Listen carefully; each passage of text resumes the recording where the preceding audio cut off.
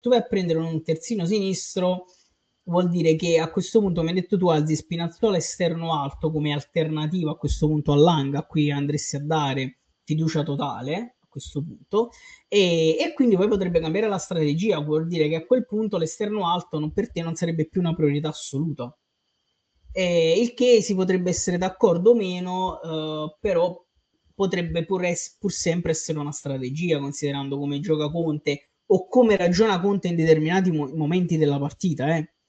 Cioè, in determinati momenti della partita, secondo me lui proprio vuole mettere un esterno alto come Spinazzola invece di un esterno alto offensivo, capito? Non so se mi spiego. Ma allora, io personalmente, per come ragiono io, andrei a posare 50 milioni all'Atalanta e mi porto a Demola a Napoli.